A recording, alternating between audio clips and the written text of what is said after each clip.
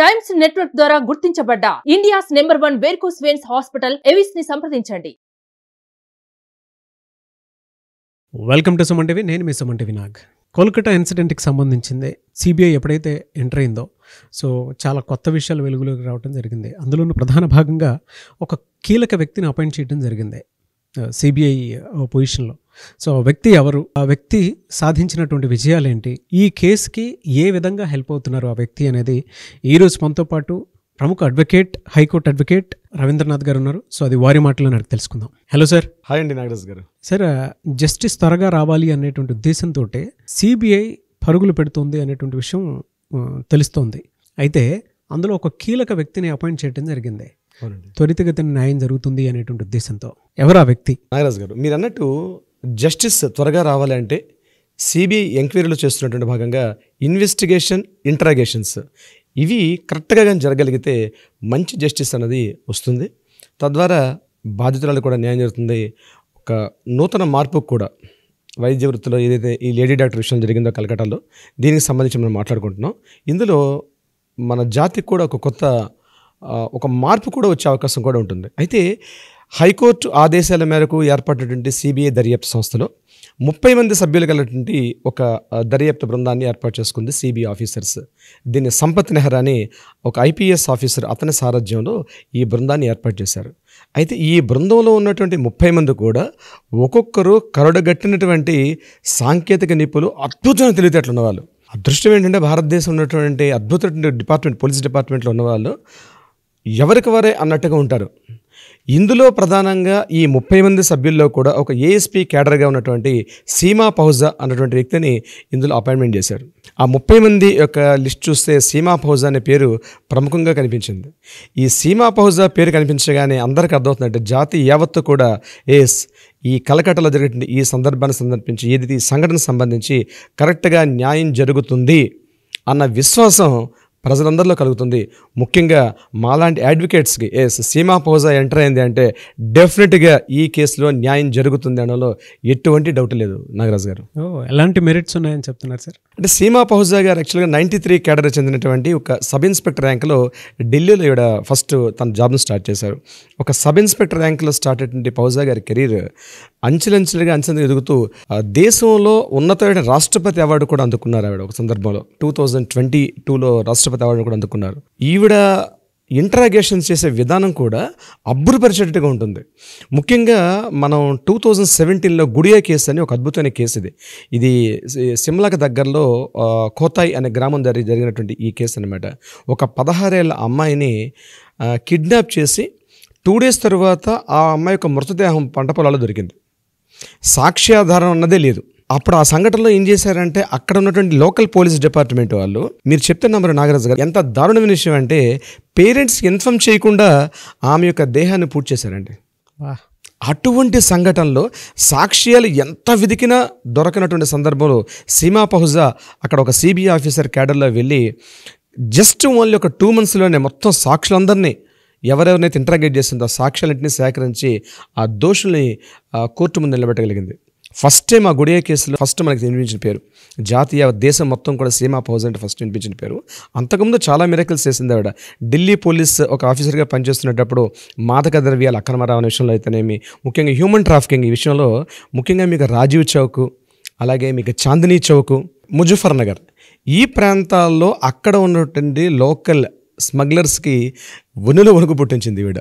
సీమా పహుజా అంటే అసలు వాళ్ళు పారిపోయి అటు చైనాకి, ఇటు బంగ్లాదేశ్కి, అటు బర్మాకి పారిపోయారు. సీమా పహుజా ఉన్నంతకాలం ఇక్కడ ఉండమని చెప్పేసి వాళ్ళ దృష్టిలో సీమా పహుజా అంటే ఆ రేంజ్లో పనిచేసేది. ఎవరికి భయపడే వ్యక్తి కాదు తన నేచర్. అటువంటి వ్యక్తిని ఈ కేసులో అపాయింట్ చేశారు. రీసెంట్గా ఇంకొక కేసు ఏంటంటే గుడియా కేసు అయితే ఎలా చెప్పుకున్నాం, at the same Hathras case 2020 September 14 జరిగినటువంటి హత్రాస్ కేసు. ఆ హత్రాస్లో అనేటువంటి ప్రాంతంలో ఉత్తరప్రదేశ్ దగ్గరలో ఉన్న హత్రాస్ అనే ప్రాంతంలో ఈ ఇష్యూ జరిగింది. ఒక అమ్మాయి మీద సామూహికంగా ఉన్నత వర్గాలు చెందినటువంటి, ఇది యాక్చువల్గా ఉన్నత వర్గాలు నిమ్న వర్గాలు సంబంధించిన కేసు. అది కొంతమంది సామూహికంగా దాడి చేసి ఆమెను అతి కిరాతకంగా హత్య చేశారు. మొత్తం మన ఇండియన్ హిస్టరీలో స్వాతంత్రం వచ్చిన తర్వాత మనం టాప్ ఒక 25 దారుణ సంఘటనలు తీసుకొస్తే హత్రాస్ అనేది ప్రధానమైన కేసు. 2020లో అసలు జాతి మొత్తం ఇప్పుడైతే మీడియా కనిపిస్తుంది, కానీ 2020 మొత్తం print media, social local media మొత్తం కూడా దేశం యావత్తు కూడా హత్రా సంఘటన మీద ఎంతో చర్చించుకున్నారు. ఆ కేసులో కూడా కీలకమైన సాక్ష్యాధారాలు సేకరించడంలో సీమా పహూజా గారు చేసినటువంటి కృషి అయితే అమోఘం అని చెప్పొచ్చు. బా అటువంటి వ్యక్తి ఈరోజు ఈ Calcutta trainee doctor rape and murder కేసులో ఈవిడ్ని ఆ బృందంలో తీసుకున్నారు. సందీప్ ఘోష్ అనే కాలేజీ ప్రిన్సిపాల్ ఏవైతే సాక్ష్యాలు తారుమారు చేశారు, ఈ సిబిఐ ఇంట్రాగేషన్లో 3 times పిలిచారు సందీప్ ఘోష్ని ఇంట్రాగేషన్ చేయడంలో. పిలిచి ఇంట్రాగేషన్ చేసినప్పుడు ఆయనకి 3 questions డైరెక్ట్గా క్వశ్చన్స్ అడిగారు. నువ్వు ఆత్మహత్యగా ఇమీడియట్గా పేరెంట్స్కి ఫోన్ చేసావని ఫస్ట్ క్వశ్చన్. సెకండ్ క్వశ్చన్, ఏవైతే సాక్ష్యాలు ఒక ఉన్నతమైనటువంటి ఒక పవిత్ర ప్లేస్లో ఉన్నావు, అన్ని విషయాలు తెలుసు నీకు, మెడికో లీగల్ కేసులు అంటే నీకు తెలుసు, అటువంటిది సంఘటనా స్థలం ఉన్నటువంటి సాక్ష్యాలను రూపమాపడంలో ఎందుకు నువ్వు ఇనిషియేట్ తీసుకున్నావు అన్న క్వశ్చన్ చేశారు దీనికి. మూడో క్వశ్చన్ ఏంటంటే, ఈ గ్యాంగింగ్ ఎవరైతే ఉన్నారో మెడికోస్ వీళ్ళందరినీ కూడా ఎందుకు నువ్వు ప్రొటెక్ట్ చేస్తున్న విషయంలో 3 సందర్భాల్లో కూడా ఈ క్వశ్చన్స్ వేశారు. దీనికి ఆయన దగ్గర నుంచి వచ్చే సమాధానం సంతృప్తికరంగా లేదని మనకి మీడియా ద్వారా తెలుస్తున్న ఇన్ఫర్మేషన్. సో సాక్ష్యాలు తారుమారు అనేది జరిగింది ఈ ట్రైనీ డాక్టర్ హత్య కేసులో. ఈ విషయంలో సీమా పహూజా గారు ఇక్కడ ఎంటర్ అవ్వడం అనేది నిజంగా జాతి యావత్తు కూడా హర్షించదగ్గ విషయం. ఇంకొక కీలకమైన విషయం చెప్పాలంటే నాగరాజ్ గారు, సీమా పహూజా గారు రిటైర్మెంట్ తీసుకొని 2023లో నాకు సర్వీస్ చాలు, ఇంకా నా ఫ్యామిలీని చూసుకుంటానని చెప్పి తను లాస్ట్ ఇయర్ సెప్టెంబర్లోనే తన ఫ్యామిలీతో పాటు సిమ్లా మనాలి ప్రాంతానికి ఆవిడ వెళ్ళిపోయారు. కానీ సిబిఐ ఆఫీసర్ సంపత్ నెహ్రా దగ్గరుండి ఈ కేసులో Seema Pahuja is the right person అని చెప్పి ఆవిడ ఇంటికి వెళ్ళి ఆవిడ రిక్వెస్ట్ చేసి, మీరు ఒక లేడీ కాబట్టి మీలాంటి క్యారెక్టర్ ఇక్కడ వస్తేనే ఇందులో ఈ కేసులో న్యాయం జరుగుతుంది, మంచి జస్టిస్ మీరు స్టార్టింగ్ అడిగినటువంటి కరెక్ట్ జస్టిస్ జరుగుతుందని చెప్పి సీమా పహూజాని ఒప్పించి తీసుకొచ్చి తన బృందంలో ఏర్పాటు చేసుకున్నారు సంపత్ నెహ్రా. సో ఈ సంఘటనలన్నీ మనం చూస్తుంటే జరుగుతున్నటువంటి ఈ విషయంలో ఖచ్చితంగా బాధితురాల యొక్క పేరెంట్స్ కానివ్వండి, జాతి యావత్తు కూడా ఒక న్యాయం జరిగే అవకాశం అయితే సంతృప్తిగా అనిపిస్తుంది. ముఖ్యంగా నాగరాజ్ గారు, సీమా పహూజా తన యొక్క ట్రాక్ రికార్డ్ని కానీ మనం దగ్గర ఉండి పరిశీలన చూసినట్లయితే ముఖ్యంగా మానవ అక్రమ రవాణా కానీ, మత మార్పిడులు, హత్యలు, బాలికల మీద జరిగినటువంటి లైంగిక వేధింపులు, దాడులు, ఇట్లాంటి వాటికి సంబంధించి పర్ఫెక్ట్ ట్రాక్ రికార్డ్ తన దగ్గర ఉండేది. ముఖ్యంగా లవ్ జిహాద్ కేసు, మత మార్పులకు సంబంధించిన లవ్ జిహాద్ కేసు, ఇది 2020లో ఒక భయంకరమైన సంఘటన జరిగింది. ముఖ్యంగా కర్ణాటక ప్రాంతంలో ఒక లవ్ జిహాద్ కేసు. అంటే ఏంటంటే మీకు తెలిసే ఉంటుంది, లవ్ జిహాద్ ప్రత్యేకంగా విడమర్చి అని చెప్పమంటారు వీడియోలో. పర్లేదు సార్, ఆడియన్స్ కోసం ఒకసారి చెప్పండి. ఓకే, లవ్ జిహాద్ కేసు అంటే ఒక హిందూ స్త్రీని ఒక ముస్లిం వ్యక్తి, హిందూలో ఉన్నటువంటి హిందూ సామాజిక వర్గానికి సంబంధించి ఏదో ఒక వర్గానికి, ముఖ్యంగా ఉన్నత వర్గానికి, బ్రాహ్మణ వర్గాలకు సంబంధించి అటువంటి ఆ కేటగిరీకి సంబంధించిన వర్గానికి ఒక ముస్లిం వ్యక్తి ట్రాప్ చేసి తను మ్యారేజ్ చేసుకోవడం, లవ్లో దించినప్పుడు ఏమవుతుంది, ఆ అమ్మాయి యొక్క ఇంటి పేరు మారుతుంది, అబ్బాయి యొక్క ఇంటి పేరు వస్తుంది. పుట్టే పిల్లలకి అబ్బాయి యొక్క పేరుతో కంటిన్యూ అవుతారు. అంటే ముస్లిమ్స్ యొక్క కమ్యూనిటీ డెవలప్ కావడం కోసం చెప్పి ముఖ్యంగా ఈ పాకిస్తాన్ ప్రాంతం జరుగుతున్న కొంత జిహాదీ సంస్థలు, ఐఎస్ఐ లాంటి టెర్రరిస్ట్ ఉగ్రవాద సంస్థలు యూత్కి, ఎస్పెషల్ ఇంజనీరింగ్ కాలేజెస్లో కానీ మిగిలినటువంటి మెడికల్ కాలేజెస్, ఇంజనీరింగ్ కాలేజీలు యూత్కి వాళ్ళ ఫండ్ అరేంజ్ చేసి అమ్మాయిలను ట్రాప్ చేయడం కోసమనే ఒక వ్యవస్థ నడిచేది అనమాట. దాన్ని లవ్ జిహాద్ అంటారు. ఈ లవ్ జిహాద్ కేసులు ముఖ్యంగా కర్ణాటక ప్రాంతంలో, అలాగే కేరళ వాయనాడ్ ప్రాంతంలో ఎక్కువగా జరుగుతుంటాయి. అలాగే ఢిల్లీ ప్రాంతంలోను, ఇంకో ముఖ్యంగా ఏంటంటే ఉత్తరాఖండ్, యూపీ ఈ ప్రాంతాల్లో చాలా ఎక్కువగా జరుగుతుంటాయి. ఈ ఇన్ఫర్మేషన్ ఏదైతే ఉందో నాగరాజ్ గారు, ఇది గూగుల్లో కూడా మనం సెర్చ్ చేస్తే కనిపిస్తుంది లవ్ జిహాద్. ఆ మధ్య ఒక సినిమా కూడా వచ్చింది, కాశ్మీర్ ఫైల్స్ అని చెప్పేసి. యాక్చువల్గా లవ్ జిహాద్ని బేస్ చేసుకునే మూవీస్ అవన్నీ కూడా.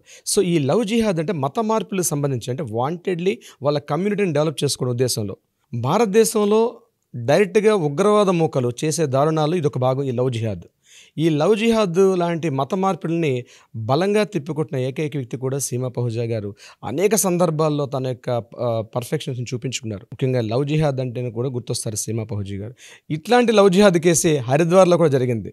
ఓకే, అది జంట హత్యల కేసుగా హరిద్వార్లో 2003-2004 ప్రాంతంలో, ఆ ప్రాంతంలో సంఘటన చాలా దారుణంగా ఒడిగట్టింది. అందులో కూడా సాక్ష్యాలు తారుమారాయి. అటువంటి సందర్భంలో కూడా జంట హత్యలుగా, హరిద్వార్ జంట హత్యల కేసుగా పేరొందినటువంటి ఆ సందర్భంలో కూడా సీమా పహూజా గారు పనిచేసి దాన్ని కూడా ఆ కేసును ఛేదించారు.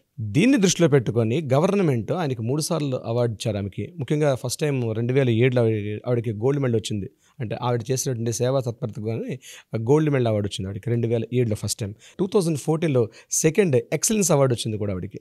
2019లో మరొక అవార్డు కూడా, రాష్ట్రపతి అవార్డు కూడా ఆవిడకి రావడం జరిగింది. సో ఆవిడ సత్కారాలు అందుకోవడం అనేది కొత్త ఏం కాదు. తన ఎంటైర్ త్రోట్ కెరీర్లో చాలా సత్కారాలు అందుకున్నారు. కేవలం మనం చెప్పి మాత్రం మచ్చుతున్నట్లుగా 3 చెప్తున్నాం.